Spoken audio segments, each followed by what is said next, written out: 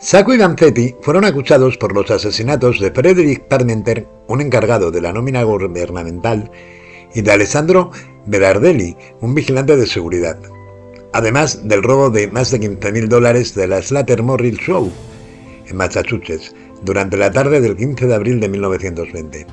Los dos hombres fueron arrestados en Buffalo, Nueva York, el 5 de mayo de 1920. Sacco era un zapatero nacido en Foggia que emigró a los Estados Unidos a los 17 años. Vanzetti era un pescadero nacido en Villafaneto que llegó a los Estados Unidos a los 20 años. Se dice que el juez en el caso le dijo al jurado: este hombre Vanzetti, aunque no haya en realidad cometido ninguno de los crímenes que se les atribuyen, es sin duda culpable, porque es un enemigo de nuestras instituciones. No hay registro de este comentario en la transcripción completa del juicio. Lo que es seguro es que los dos hombres eran seguidores de un anarquista italiano, de Galliani, que abogaba por la violencia revolucionaria, incluyendo la detonación de bombas y el asesinato.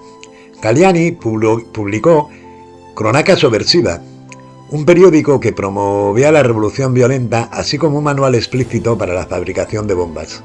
En ese momento los anarquistas italianos estaban a la cabeza en la lista de los enemigos peligrosos del gobierno americano, y habían sido identificados como sospechosos en varias explosiones violentas e intentos de homicidio, que iban desde el intento de asesinato por parte de Alexandre Berman en 1892 de Henry Clark Frick en medio de una huelga en Hammersmith, cuando este contrató pistoleros para asesinar y amedrentar a los huelguistas. De hecho, Alexandre Berman era un inmigrante ruso que había cumplido una sentencia de 13 años por un intento de asesinato y después fue deportado a su país. Crónica Subversiva fue suprimido en julio de 1918 y Galliani, con 8 de sus asociados más cercanos, fueron deportados el 24 de junio de 1919. La mayor parte de los gallianistas que quedaron evitaron ser arrestados entrando en inactividad o actuando en secreto. Sin embargo, alrededor de 60 militantes se consideraban implicados en una guerra de clases que requería represalias.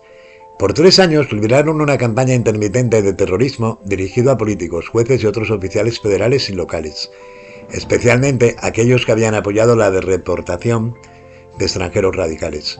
El más importante de entre la docena o más de actos terroristas que los gallianistas cometieron fue la detonación de una bomba en el hogar del fiscal general el 2 de junio de 1919. En aquel incidente, un gallianista, Carlos Balbinocchi, resultó muerto cuando la bomba dirigida al fiscal Palmer explotó en sus manos mientras la colocaba. Un panfleto incendiario encontrado en la escena de esta y otras detonaciones a medianoche del mismo día estaba firmado por los luchadores anarquistas. Sacco y Vanzetti habían estado involucrados hasta cierto grado en la campaña de ataques con bombas, aunque sus roles no se han podido determinar con exactitud. Este hecho explica mucho sobre sus actividades y comportamiento sospechoso la noche de su arresto, el 5 de mayo de 1920. 2 días antes habían sabido que un compañero llamado Andrea Salcedo había sido tirado desde una ventana de la Oficina de Investigación en Nueva York y había resultado muerto. En su momento se especuló si Salcedo fue empujado por la ventana o si se cayó durante un intento de obtener información mientras era sostenido por los tobillos fuera de la ventana, una conocida técnica de interrogatorio del tercer grado. Roberto Elia, otro gallianista que se encontraba bajo arresto, fue liberado y testificó que Salcedo estaba desesperado y se suicidó pensando que era la única manera de evitar traicionar a otros gallianistas. Salcedo trabajaba en una imprenta de Brooklyn que agentes federales habían relacionado con el panfleto de los luchadores anarquistas. Los gallianistas sabían que Salcedo había sido detenido por varias semanas y que había sido golpeado y torturado, y podían intuir que Salcedo y su camarada Roberto Elia habían hecho importantes revelaciones sobre la bomba puesta el 2 de junio de 1919, lo que sería confirmado después por el fiscal general Palmer. Los gallianistas se dieron cuenta de que tendrían que realizar sus planes en secreto y deshacerse de toda prueba incriminatoria. Sacco y Vanzetti fueron encontrados manteniendo correspondencia con varios gallianistas y una de las cartas a Sacco específicamente lo prevenía para que destruyera todo el correo después de leer la carta. Sospechas de la policía en relación con 2 robos en bancos se centraban en los italianos anarquistas locales, aunque en realidad pocas pruebas sugerían una conexión entre los crímenes y el movimiento anarquista. Una teoría era que habían cometido los robos para obtener fondos para su campaña de detonaciones. Sin embargo, el 16 de abril, un día después de los asesinatos y robos, el jefe de la policía local, Stewart, fue llamado por el Servicio Federal de Inmigración, para preguntarle sobre el anarquista italiano Ferruccio Coazzi, quien había sido arrestado por ellos 2 años antes. Por fomentar la disposición violenta del gobierno, Coazzi iba a ser deportado. Coazzi seguía logrando posponer esto, hasta el 15 de abril de 1920, el día de los eventos de los atracos a los bancos. Para justificar su ausencia, llamó al FIS con la excusa de que su esposa se había enfermado. Se le pidió a Stewart que investigara esto y envió a 2 policías el 16 de abril a casa de Coazzi. Pronto descubrieron que Coazzi estaba mintiendo y que su esposa gozaba de buena salud, pero fueron sorprendidos cuando se mostró feliz de ser arrestado para su deportación inmediata. Coazzi insistió en esto y fue liberado de culpa después de que su coartada, su tarjeta de entrada y salida al trabajo, fue deportado el 18 de abril. Detenido a su llegada a Italia, sus maletas fueron inspeccionadas, pero la policía no pudo encontrar nada. Stewart comenzó a sospechar y el 20 de abril visitó la residencia de Coazzi, encontrando allí a Mario Buda, alquilando la casa. Argumentando que no le agradaba, Coazzi dijo que la esposa de este también se había ido rápidamente. Buda admitió fácilmente que tenía una pistola española automática calibre 32, cuando le preguntaron si tenía algún arma, teniendo el diagrama también de una Savage automática, tal como la que se había usado en el robo y asesinato. El garaje vacío despertó interés, ya que gracias a las marcas de las ruedas se sabía que 2 coches habían estado ahí. Buda dijo que tenía un Oakland 1914 y que estaba en ese momento en la tienda. Un Buick y otro coche más pequeño habían sido usados, aparentemente durante el crimen. Stewart no tenía jurisdicción o causa probable para arrestar a Buda, y se fue.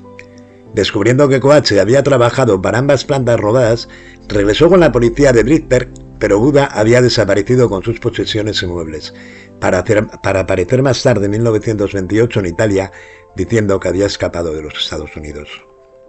La policía organizó una redada en el garaje Johnson donde estaban los vehículos, diciéndoles a los propietarios de los garajes que los llamaran cuando alguien fuera a recoger un Oakland 1914.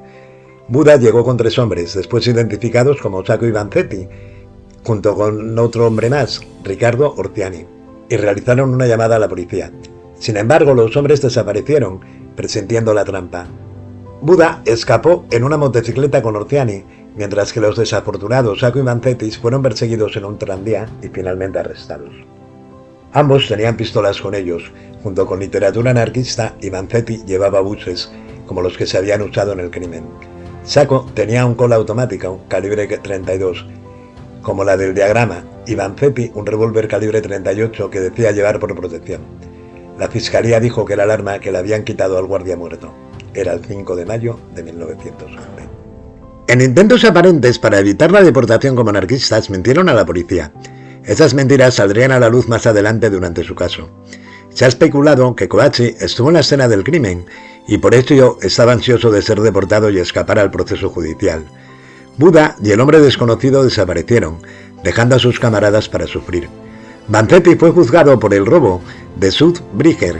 Sacco logró demostrar con una tarjeta de entrada y salida del trabajo que había estado allí todo el día.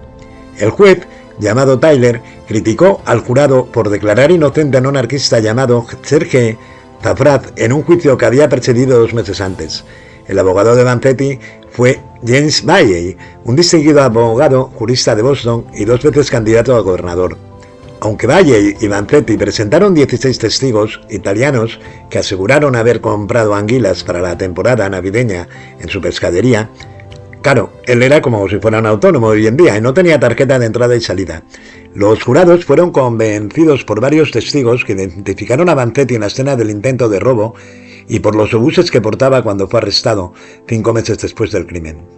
Vanzetti estaba furioso con su abogado, quien según él me vendió por 30 monedas de oro como Judas vendió a Jesucristo. Vanzetti también dijo que su abogado lo había convencido de no testificar a su favor, temiendo que sus políticas anarquistas condicionaran al jurado. Se piensa que la ausencia del testimonio de Vanzetti contribuyó a convencer al jurado de su culpabilidad. Declarado culpable de un crimen que ningún historiador piensa que cometió, Vanzetti fue sentenciado por el juez Tyler a cumplir de 12 a 15 años de cárcel, la máxima sentencia permitida. Más tarde, Sacco y Vanzetti fueron juzgados por homicidio, por los asesinatos del banco que los acusaban de atracar, ¿no? Y el juez volvió a ser Tyler. Consciente de la reputación de los gallanistas de construir bombas de dinamita de extraordinario poder, Las autoridades de Massachusetts tomaron medidas para defenderse de un posible ataque con bombas. Unos trabajadores cubrieron el juzgado, con placas aislantes de hierro, pintadas de manera que combinaran con los de madera del resto del edificio, y pesadas puertas correderas de acero que protegerían esta sección del tribunal en el caso de un ataque con bombas. Cada día del juicio, Sacco y Vanzetti eran escoltados dentro y fuera de la sala con una guardia fuertemente armada. Vanzetti declaró de nuevo que había estado vendiendo pescado en el momento del atraco. Sacco decía que había estado en Boston para obtener un nuevo pasaporte del consulado italiano. Según su versión, había almorzado con algunos amigos en la parte norte de Boston, los cuales testificaron a su favor. Antes del juicio, el abogado de Sacco, Fred Murrow, intentó por todos los medios contactar al empleado del consulado con el cual Sacco decía haber hablado en la tarde del crimen. Un amigo de Moore lo encontró en Italia. El empleado dijo que recordaba a Sacco por la fotografía inusualmente grande que presentó. El empleado también recordaba la fecha, el 15 de abril de 1920. El amigo de Moore intentó que el empleado regresara a Estados Unidos para testificar, pero estando enfermo rehusó. Lo que pudo haber sido una coartada por un empleado respetable fue reducido a un testimonio escrito que fue leído en voz alta en la corte y rápidamente cuestionado por la fiscalía, la cual argumentó que la visita de Sacco al consulado no podía establecerse con seguridad. También mencionaron que los compañeros con los que almorzó eran anarquistas. Los testigos de la fiscalía tenían muy poco crédito, ya que identificaban a Sacco en la escena del crimen. Primero, una bibliotecaria llamada Mary Splen precisamente describía a Sacco como al hombre que vio disparando desde el auto en fuga. Sin embargo, en el interrogatorio de la defensa reveló que Splen se había negado a identificar a Sacco en el interrogatorio previo y que había visto el auto en fuga a media calle de distancia. Mientras que algunos otros señalaban a Sacco o a Vanzetti como los hombres que habían visto en la escena del crimen, muchos más testigos, tanto de la fiscalía como de la defensa, se negaron a hacerlo. Después de deliberar durante solo 3 horas y hacer una pausa para cenar, el jurado regresó con el veredicto de culpables. Las personas que apoyaban a Sacco y a Vanzetti insistían en que habían sido condenados por sus ideas anarquistas. Sin embargo, cada miembro del jurado aseguró que el anarquismo no había tenido un papel en la decisión. El asesinato en primer grado en Massachusetts era un crimen capital. Sacco y Vanzetti estaban destinados a la silla eléctrica y fueron ejecutados el 23 de agosto de 1927.